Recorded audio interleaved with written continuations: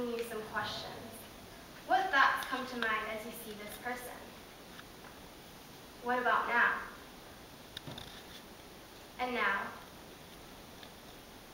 And now? Good evening, my name is Jean Song. My book Stripped was created to investigate the topic of visual stereotypes in our culture. The photos you previously saw were part of the visual research I conducted that spurred me to pursue the topic.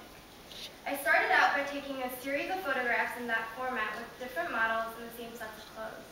I was trying to figure out how the clothing would affect the viewer's thoughts on the person and if the viewer could identify which characters, if any, were in their usual attire.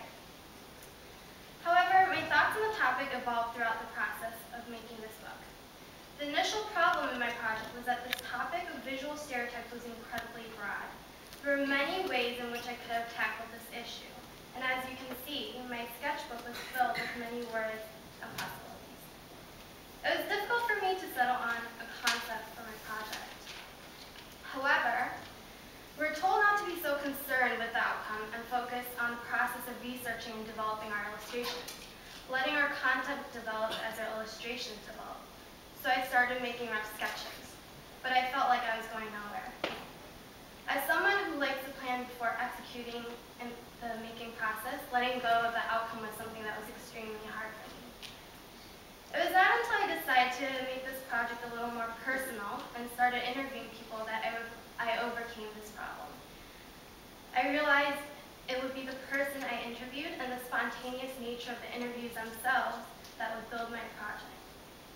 By interviewing people, my aim was to get to know the person and learn something about them that would overturn first impressions and stereotypes that they had been previously associated with. One of the key questions I asked my interviewees was, what is something that others are always surprised to find out about you?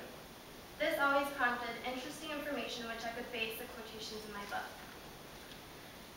As for the illustrations themselves, I chose to sew them, not only because I wanted to experiment with creative ways to visually represent the people I interviewed, but also to reference my focus on clothing from the beginning. What I did was I would first draw the desired illustration, transfer it onto tissue paper, pin the tissue paper onto the fabric, sew on top of it to eliminate drawing marks on the fabric. Then I would take the tissue paper off to reveal the sewn illustration underneath. I also added hand-sewn elements into the illustration, such as Nathan's striped shirt, giving each illustration an accent of color. By juxtaposing the person's illustrated image with unexpected quotations, I wanted to question stereotypes that exist in our society. Throughout the process of producing this book, I've come to realize a few things. One of the parts I enjoyed about this project was the interviewing and investigating aspect. I loved interacting with people personally, especially those I wouldn't have normally approached.